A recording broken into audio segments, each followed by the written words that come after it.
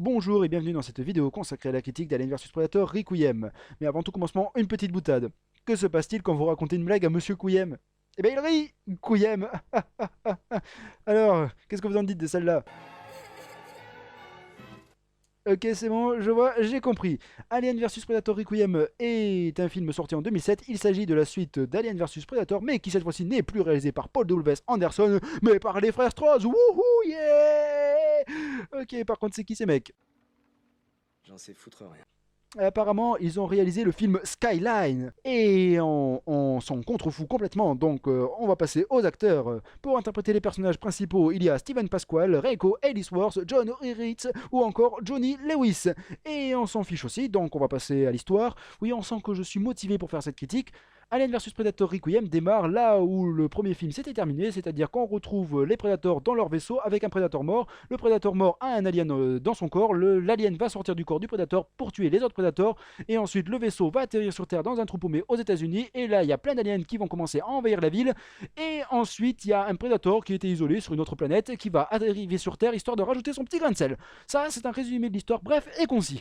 Alors avant de commencer ma critique, j'aimerais tout d'abord aborder quelques propos introductifs très brièvement sur l'utilité d'une suite. À quoi sert une suite? La réponse la plus logique, c'est que la suite sert à continuer une histoire, dans le sens où sans la suite, l'histoire serait inachevée.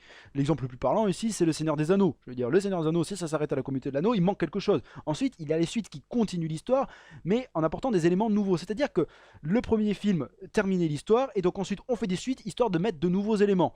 Par exemple, la trilogie Matrix, c'était ça. Le premier Matrix, l'histoire était finie dans le premier, et ensuite il y a eu Matrix Reloaded et Révolution, qui s'ajoutent au premier film, certes, mais pour apporter quelque chose de nouveau, pour raconter quelque chose de différent finalement. Et ensuite, l'utilité d'une suite va aussi découler d'une envie purement commerciale des fois, c'est-à-dire le premier film a été un succès, et ensuite du coup on va décider de faire plein de suites, histoire de faire revenir les spectateurs, et histoire de leur faire dépenser de l'argent, et donc du coup de gagner du pognon. Oui, ça peut être ça l'idée. Alors là, les exemples, il y en a beaucoup, hein. Je veux dire, les Pirates des Caraïbes, les Fast and Furious, les Paranormal Activity, les Sauts, et j'en passe encore d'autres.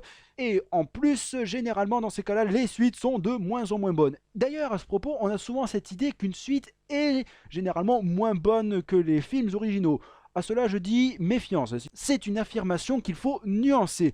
Oui, en effet, il existe de nombreuses suites qui se sont révélées être meilleures que les films originaux. On peut prendre par exemple le cas des films de super-héros. Il y a de nombreuses suites qui se sont révélées être meilleures que les films originaux. Par exemple, Spider-Man 2, Hellboy 2, Blade 2, X-Men 2, The Dark Knight, Batman le Défi. On peut prendre aussi d'autres exemples d'autres genres. Hein. OSS 117 Rio ne répond plus, Star Wars l'Empire contre-attaque, les Chroniques de Riddick. On pourrait aussi évoquer La Communauté de l'Anneau ou Kill Bill 2, mais là j'avoue que dans ces deux cas, personnellement, j'ai préféré les premiers films. Enfin bref, voilà. Donc il existe des suites qui sont meilleures. Et pourquoi une suite peut être meilleure que le film original? L'une des raisons, ça va être que la suite va régler les défauts du premier film. Et ça peut être ça l'intérêt aussi d'une suite. Rectifier ce qui n'allait pas dans le premier film. Et surtout si le premier film était mauvais. Là, Alien vs Predator était un film qui, pour ma part, ne m'avait pas beaucoup emballé, voire pas emballé du tout. Donc il y avait beaucoup de choses qui n'allaient pas. En fait, tout le film n'allait pas. L'idée de faire une suite aurait été donc de faire un bon film cette fois-ci, de dire ah attention, ça non c'était pas bon, maintenant on va faire quelque chose de plus abouti. Sauf qu'évidemment, il faut en avoir encore la volonté, il faut en avoir quelque chose à faire. Et hélas, malheureusement, Alien vs Predator Requiem est un film tout aussi mauvais, voire même pire que son prédécesseur. Alors là par contre, déjà, je ne sais pas trop quel est le film que j'ai le moins aimé entre Alien vs Predator et Alien vs Predator Requiem.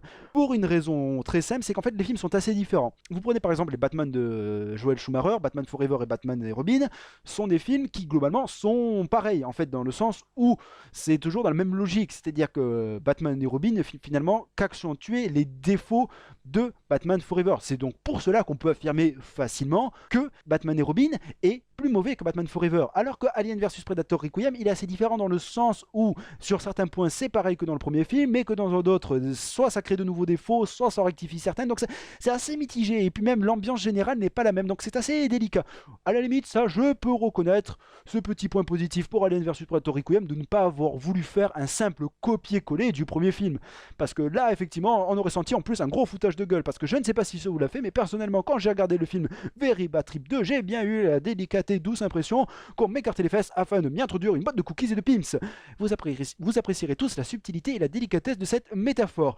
Donc maintenant passons donc à la critique d'Alien vs Predator 2. Oula, Qu'est-ce que je raconte d'Alien vs Predator Requiem? Oui, parce qu'Alien vs Predator 2, ça fait Tarlouse comme titre. Hein. Je veux dire, alors que Requiem, ça renforce les pactes émotionnels. Requiem, ça fait plus dense, plus tragique. On sent que cette fois-ci, il va y avoir du sang, des larmes. Qu'Alien vs Predator Requiem ne sera plus qu'un simple film, mais une épopée baroque et lyrique dont la puissance dramatique n'aura d'égal. Ce film sera un véritable film épique, une œuvre magistrale, un chef-d'œuvre absolu.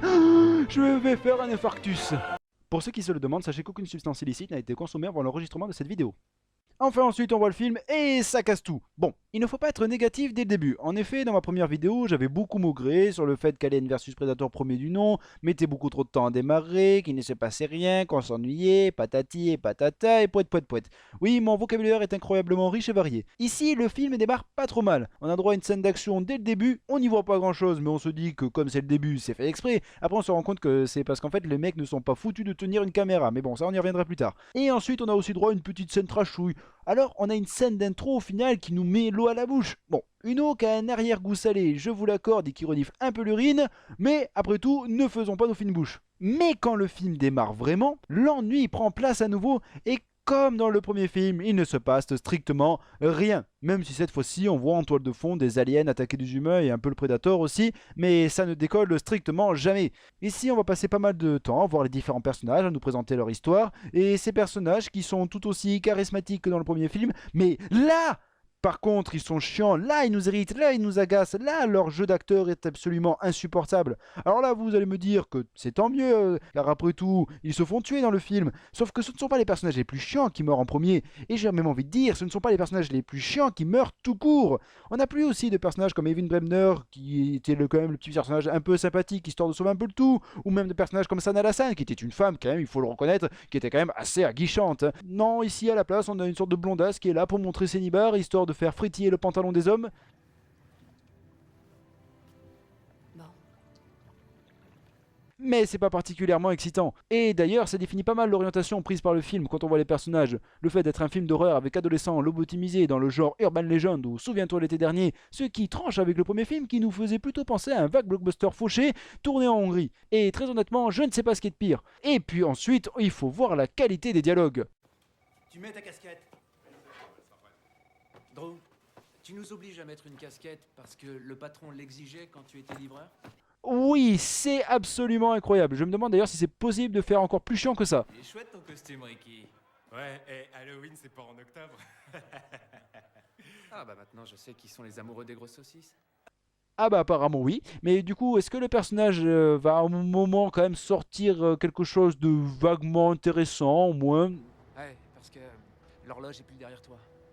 Pardon? Demain en classe, tu te retourneras, tu la verras. Eh bah apparemment non. Ok, bah c'est super. On sent qu'ils ont vraiment pas dû se faire chier côté scénario. Hein.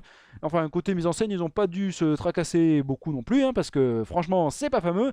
Il y a qu'à voir les scènes d'action qui sont encore moins réussies que dans le premier film. Et pourtant, Paul W. Anderson n'avait pas passé la barre très haut. Mais là, honnêtement, c'est incroyable tellement elles sont mal filmées. Il n'y a pas un seul moment où j'ai bité quelque chose qui se passait à l'écran. En plus, elles sont peu fréquentes et hyper courtes. C'est comme dans le premier film, c'est vraiment le fait de meubler du vide. D'ailleurs, ça me fait penser à cette phrase que sortait Sigourney Weaver dans Avatar. Je ne sais pas si vous vous en souvenez.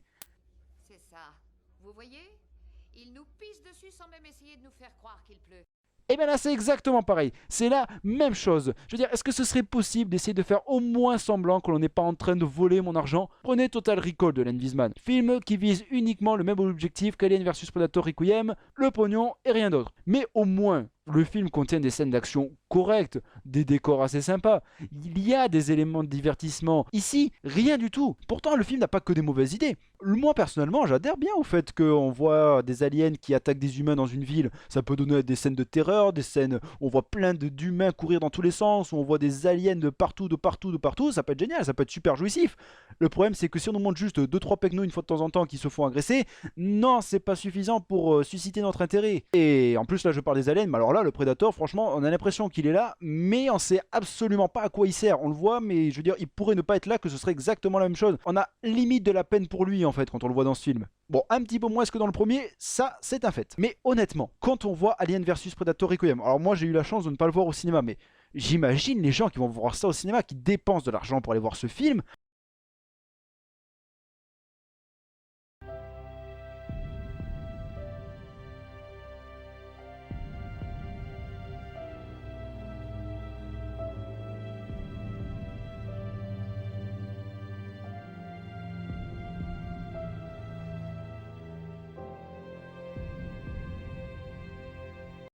on ressort de ce film en se disant mais pourquoi est-ce qu'on est allé voir ça? À la limite, à cette question, je peux apporter une petite réponse. C'est qu'au moins dans ce film, on en découvre un peu plus sur la véritable nature de l'alien. Oui, avec notamment cette scène. Je l'ai vu derrière la fenêtre. T'as vu quoi? Il y a un monstre. Donc, en gros, il y a une petite fille qui vient de dire qu'elle vient de voir un monstre. Le monstre en question, c'est l'alien. Donc, on a un alien qui rôde auprès de la chambre de la petite fille pendant la nuit. Sauf que quelle autre créature malfaisante rôde auprès des chambres des petites filles la nuit?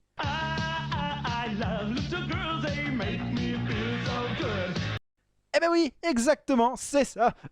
Donc en fait, on apprend que l'alien est un pédophile. Oui, bah voilà, je veux dire, oui, c'est ça. Alors vous allez me dire que peut-être que c'est moi qui extrapole, que c'est mon imagination, que c'est mon esprit tordu et mal placé. Sauf que, attendez, il n'y a pas que cette scène, il y a aussi celle-là.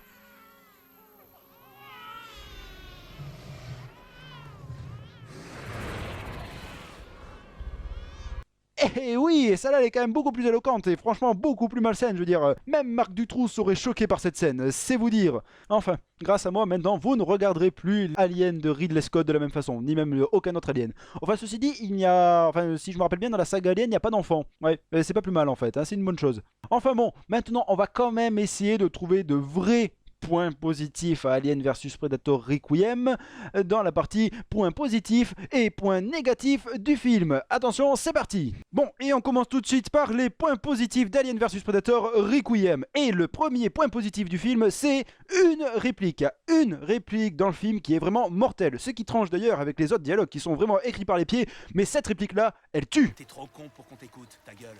Ah oui. Ah oui, moi j'adhère tout de suite. Non, franchement, je la trouve géniale. Ça, c'est vraiment le truc que j'aimerais sortir en vrai dans une conversation. Non mais imaginez ce que ça peut donner. L'essentiel de ce que je raconte dans mon spectacle, c'est... T'es trop con pour qu'on t'écoute, ta gueule. Wouhou, mais c'est génial. C'est super. Oh punaise, j'adore. Une autre. J'en veux une autre, juste une autre.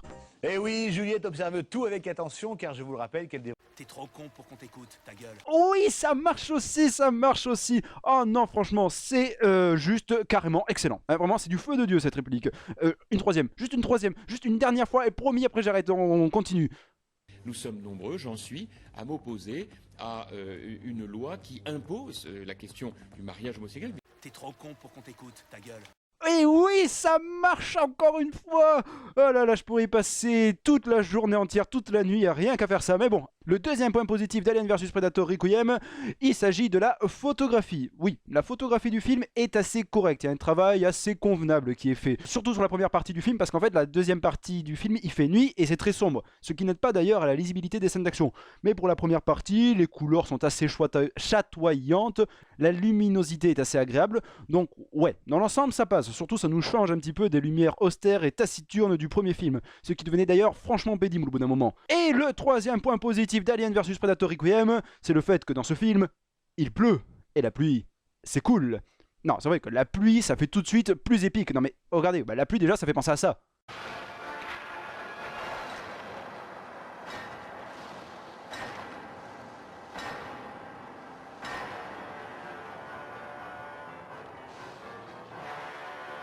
Ah bah oui, le duel final de Matrix Révolution, s'il avait dû avoir lieu en plein jour à 14h de l'après-midi avec un beau ciel bleu, ça aurait fait un petit peu moins dantesque, alors que là, la pluie, ça rajoute de l'effet, ça rajoute de la tension. Et bien là, dans ce film, c'est pareil. D'ailleurs, c'est pas mal en corrélation avec l'idée de Requiem, que Requiem, ça fait plus dense, plus dramatique, tout ça, enfin voilà. Mais là, c'est pareil, la pluie, ça rajoute un effet. Alors que dans le premier film, la neige, ça fait quoi? La neige, ça fait fillette, alors que la pluie, ça fait déjà beaucoup plus adulte. Puis ensuite, la pluie, c'est un indicateur de virilité. Je veux dire, d'un côté, t'as ceux qui ont besoin de sortir avec un parapluie, et ensuite t'as les vrais mecs, les vrais hommes qui eux par contre peuvent sortir sans parapluie et même sans capuche alors qu'il y a des trompes d'eau qui tombent. Ouais, ça c'est bon.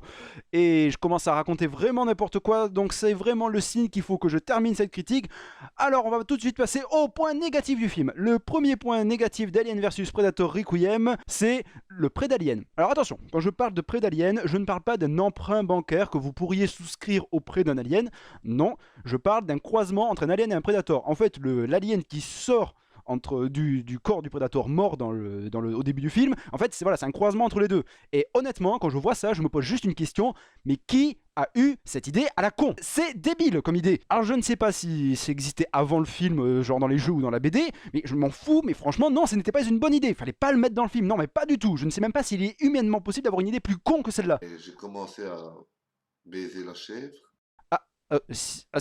Ok, oui, bon, d'accord, oui, bon, d'accord, oui, bon, si, mais bon, quand même, une chèvre, vraiment? Ouais, enfin, bon, bref, ok, d'accord, mais surtout, regardez la tronche du machin. Les cheveux du Predator ne me dérangent pas sur le Predator, mais alors là, sur l'Alien, j'ai vraiment eu la sensation que pendant tout le film, il allait essayer de vendre du shit à n'importe quel moment. T'en as trop pris, gros. Enfin voilà, et puis non, puis même rien que l'idée, ça aurait pu être un alien simplement qui sort du corps du Predator. Pourquoi un croisement entre les deux? Et puis même, je veux dire, du coup, le duel final, là, c'est même plus Alien versus Predator, c'est Predalien versus Predator. Donc du coup, le titre ment. Le titre, oula, on se calme, on passe au deuxième point faible du film. Le deuxième point faible du film, c'est une gamine. Ah, il y a une gamine qui est juste insupportable. Alors déjà, la notion d'enfant en général, bon, moi personnellement, je trouve pas ça fameux. Mais alors, un enfant dans un film, c'est encore pire. Mais un enfant particulièrement casse-couille dans un film, alors là, là, c'est la totale. Là, vraiment, la gamine, elle est insupportable. Dès la première scène, je sens que je vais la détester. Là, quand elle retrouve sa mère, sa mère est militaire, donc elle revient de campagne, enfin, elle revient après un long moment, elle arrive, sa fille vient la voir, et sa fille n'en a rien à foutre. Elle n'en a absolument rien à foutre, la gamine de sa mère. Elle, ce qui l'intéresse, c'est ça. Ça m'a paru si long. Tu veux que je t'aide? Elles sont pour moi? Son cadeau, voilà, c'est tout. Et d'ailleurs, quand elle prend son cadeau, qu'est-ce qu'elle dit? Tu plaisantes ou quoi? Elles sont cool. Eh bien rien, elle ne dit rien. Voilà, mais généralement dans ce genre de situation, moi on m'a appris à dire un mot, merci. Là en l'occurrence, merci maman, ça peut faire plaisir quand même. Mais non, pas du tout. Mais le pire, c'est qu'il n'y a pas que ça. Il n'y a pas que ça, non, ça ne s'arrête pas là. Il y a 7 scènes surtout. C'est papa qui me la lit. Oui, mais je veux dire, la mère veut lire une histoire, eh ben non, c'est papa qui me lit l'histoire. Ah, maman, tu vas te faire foutre. Et d'ailleurs, si papa ne voulait pas lire l'histoire, eh ben papa il va se faire foutre aussi parce que c'est papa qui lit, et puis c'est tout. Ah, c'est même pas je voudrais, hein, c'est vraiment, non, c'est papa qui me la lit. Ah non, mais sans rire. En plus, la gamine, elle reste en vie jusqu'au bout du film. Je veux dire, à aucun moment elle meurt, parce que ça aurait pu être ça l'intérêt. Elle te gonfle, mais au final, elle décède. Donc du coup, il y a une petite sensation de plaisir. Oui, c'est un peu malsain, je le reconnais, mais bon, quand même. L'avantage du film Planète Terreur, oula, je me rends compte que je vais dire quelque chose de positif sur Planète Terreur. Ça arrive pas souvent. Je crois que la dernière fois, c'était... Ah ben c'est la première fois. C'est pour ça, donc ça va me faire bizarre. L'un des points positifs de Planète Terreur, c'est qu'à un moment, il y a un gamin chiant. Voilà, il y a un moment, il y a un gamin, dès la première image, tu le détestes. Voilà, c'est vraiment comme ça. Et bien au moins, l'avantage, c'est que ce gamin chiant, c'est qu'à un moment, il va se tirer une balle dans la tête. Donc il va mourir. Et donc du coup, il y a le petit côté un peu jouissif. Et du coup, c'est cool. Oh là, ça fait bizarre quand même de dire quelque chose de bien envers Planète Terreur. Hein. Déjà avec Total Recall de Len Wiseman tout à l'heure, enfin bon bref, hein. Peut-être que la prochaine étape, je dirais que du bien de, je ne sais pas moi, Dragon Ball Evolution. Non, il y a peu de chance par contre. Enfin bon, maintenant on passe au troisième point faible du film, et ben c'est comme dans le premier film, c'est que les combats entre aliens et Predator. Alors si vous avez été déçus de voir si peu de combats entre aliens et Predator dans le premier film, eh ben ne comptez pas sur le deuxième parce qu'il y en a toujours aussi peu. Et je crois même qu'il y en a encore moins. Quoique non, en termes de quantité il y en a plus, mais les combats sont beaucoup plus courts. Je crois même pas qu'il y ait un seul affrontement qui doit durer plus de 30 secondes. Donc c'est pas suffisant. Alors je vais pas m'étendre dessus puisque je m'étais déjà pas mal étendu dessus sur le premier film, mais voilà. Donc non, franchement, non. Bon, bref. Bon, Alien vs Predator Requiem finalement n'est pas un bon film, très très loin de là. Le seul truc que j'arriverai à retenir d'Alien vs Predator, c'est l'enseignement qu'il nous apporte. C'est qu'il vaut toujours mieux une bousasse qui succède à une autre bousasse qu'une bousasse qui succède à un excellent film. Parce que là par contre, ça nous fout vraiment les foies. Bon voilà, ça y est, j'en ai fini de cette critique consacrée à Alien vs Predator Requiem. Mais avant de terminer cette vidéo, j'en profite tout d'abord pour remercier mes premiers abonnés qui sont au nombre de 20 et ça me fait quand même plutôt plaisir.